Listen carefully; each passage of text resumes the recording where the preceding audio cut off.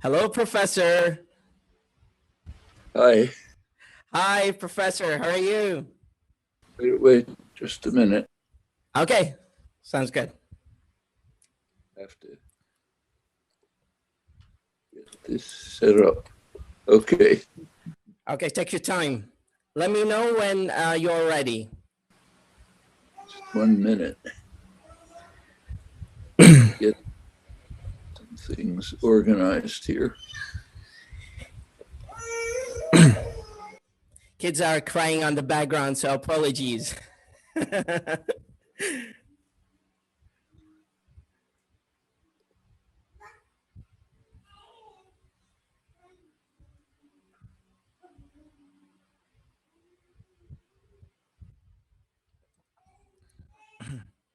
I can hear you, doctor, if you have a problem with sound. Do you hear me? You can hear me? I can hear you quite well. Your voice is very lovely, by the way. Good. Thank you so much, Professor Chomsky, for this lovely opportunity. Please allow me to introduce myself. My name is Walid. I'm a PhD researcher in linguistics in Babylon University. So I would like to, first of all, thank you so much on behalf of Babylon University, my professors, Hussein and Professor Farid and all other professors. They're saying hi to you. We have a big community of readers of your publications. So it's a great opportunity to say thank you on behalf of all Iraqi students who are reading your great works. Today, I think the best opportunity that I have is with you to motivate this generation. I have one question with some peripheral digressing perspectives that I like to touch upon and focus with you. And I will be lightweight, so I'm not gonna take long of your time. Lovely morning where you enjoy your coffee during this time. First, why should this generation learn English? That is the first question that I sent to you through email so we can discuss and hear your lovely insight about it. The floor is yours, Professor. Well, we live in a very tightly interconnected world that offers a great many benefits, but to open the door, you have to have the key. Yeah. The key is to be fairly fluent in what is at the moment the general international language of interchange, communication, publication, and so on. Now it happens to be English. 20 years from now, it may be Chinese. Time in the future, it may be Arabic, as it once was centuries ago.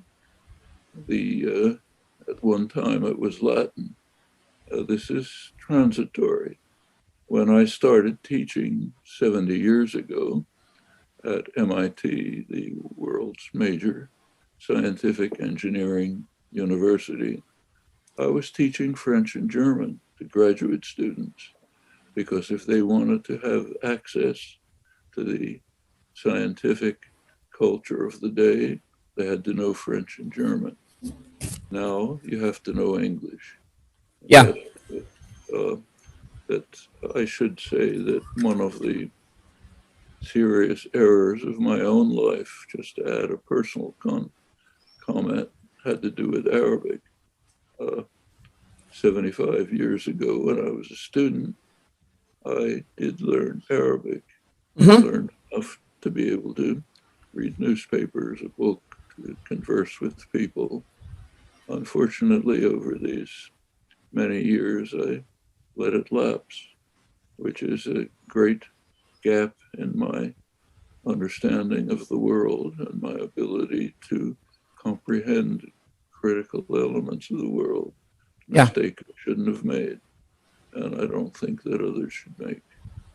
Now, do you think now, I heard the last meeting that you had with Professor Stephen Krashen, you touched base about the influence of internet on this generation, particularly. You added a little comment there where you mentioned that the this generation particularly is distracted by internet. So, and then later on, you mentioned the importance of reading.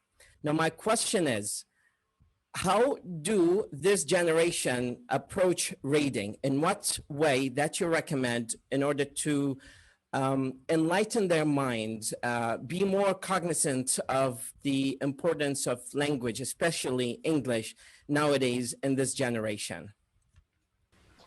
Well, I don't know the situation where you are, but in the United States, it's been carefully studied.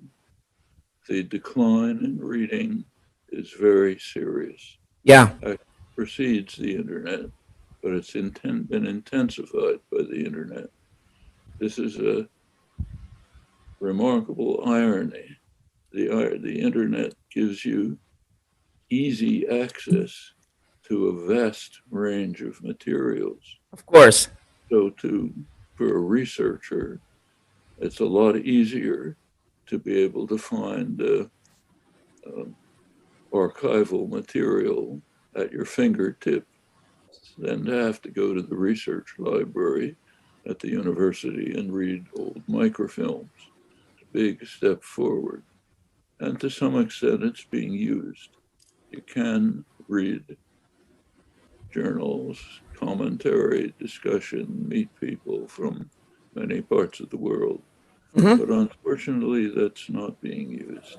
What's happened extensively is the internet has narrowed people's understanding and perception of the world. People tend, pretty naturally, I understand it, to turn immediately to things that reinforce their own beliefs, that respond to their own particular interests and prejudices, gets into a narrow world. I know there have been studies which show that reading materials in schools are now being lowered. The kind of books that used to be assigned in middle school are now assigned in high schools. I can see it in my own teaching. I used to be able to use literary allusions freely, and people understand them. Now they don't know what I'm talking about because they're not reading widely. They're glued to the internet on their own small bubbles. That has to be overcome if we're to have a world in which there's mutual interchange, common understanding. I should add that the severe problems that humans now face have no borders. These are international problems.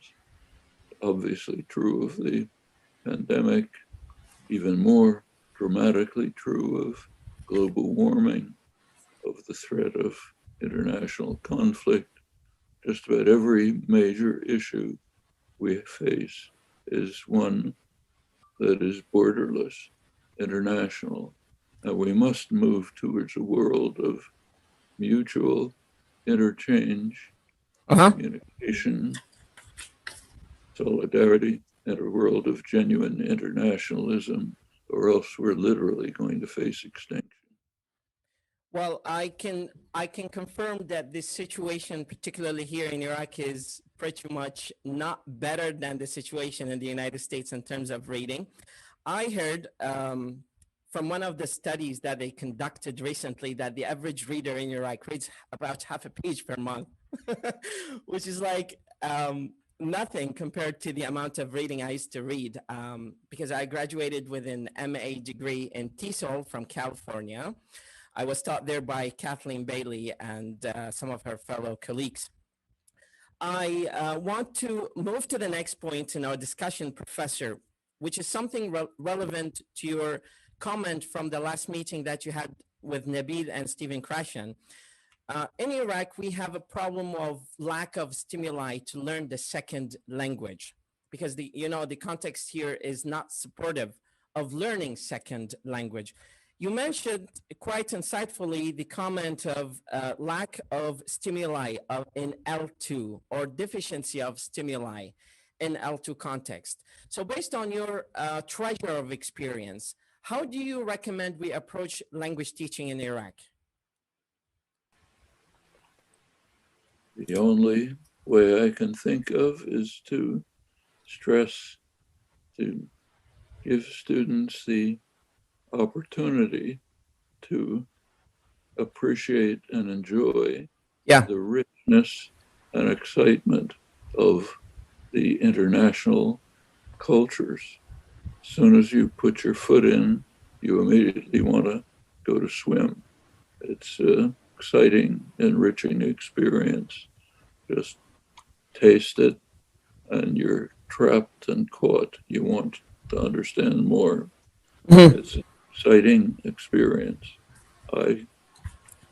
Speaking again of my own experiences, much younger when I was. So on average, when you were young person, on average, how many books did you read per month? If you can give me a comment on that. Well, I know from childhood, the most exciting experience was to be able to go to the library on Saturday and come home with a big stack of books.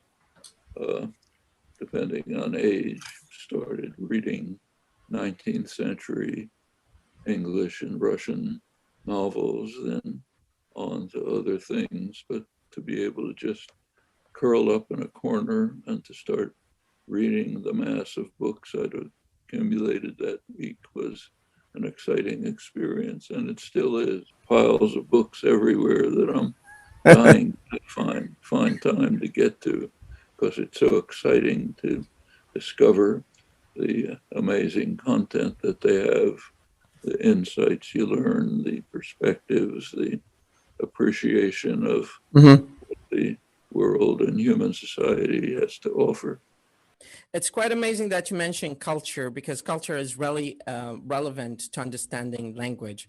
And out of the 4 skills, the major skills in language learning, reading, writing, speaking, and listening, which one do you recommend we emphasize the most in teaching L2 context here, specifically in Middle East, Professor? Well, right now, there's really no alternative to gaining substantial fluency in English. Now, it happens to be the international language. As I mentioned, 70 years ago, I was teaching French and German to graduate students at MIT because that's what you had to know if you wanted to do serious work in science and mathematics. Now, English. 20 or 30 years from now, maybe it'll be Chinese. But whatever it is, you have to be immersed in it if you want to be able to gain the enormous advantages offered to us by the integration of societies. That's awesome. Now, the last question, Professor, is out of all the collection of books that you have published, which one is the most endearing to your heart and you recommend us read and focus more on in terms of language here in Middle East, specifically in Iraq? You know, I'm often asked questions like that. I never answer. There's just too many dimensions, too many alternatives, too many options. Too much depends on a person's individual concerns, interests, and aspirations. So I think the right answer to that kind of question is search. Go to the library, go to the bookstores, search. The way I gained my own education, I should say, is by having a desk in the great library of Harvard University, and just the ability to walk around the stacks and to get a sense of the richness and complexity of the cultures of the world, and to be able to pick up a book on any topic you maybe never even thought about and become immersed in it is a tremendous way to gain a rich, exciting education. Thank you so much, Professor. I will definitely send you another email in case you are available in California or Arizona, or I can come over and see, because I do some videos on famous professors of language like Dan Larson Freeman, Stephen Krashen, and others. So you are the Ivy League professors, you are the pioneers of this field, and we look up to see you, meet you, hear you, and see your comments here. Specifically during this lockdown of COVID-19, people have been struggling, especially this new generation that is focusing more on internet and less on reading. Do you have, Professor, any final comments on words for this generation specifically to focus on, as final words that you say to them to focus on this year, next year, in terms of language learning, research, focus on developing their skills? The only words that I have are to recognize the excitement of being in a position where you can have the riches, not only of today's world, but of the enormous contributions of the past, plunge into it, find out what excites you and engages your interest, pursue it. You have a great world ahead of you. It's open, it's available, but you have to take advantage of it. Professor, thank you so much for this lovely meeting. It's actually a great opportunity to hear your words, especially when it comes to language learning and language acquisition. I often recommend my students to follow you, hear your insightful comments on language philosophy, on politics, on all aspects that you talk about in your meetings. It's a great opportunity. I think I'm the first Iraqi person to interview via Zoom. Is that correct? Could be. Thank you so much, Professor. I wish you all the best in this lovely morning. I hope you enjoy your lovely coffee. I wish you are here where I can invite you to a Middle Eastern strong coffee that will keep you awake. Very pleased to have a chance to talk to you. Thank you so much, Professor. I wish you all the best and have a wonderful day. Thank you very much. Have a good one. Bye-bye.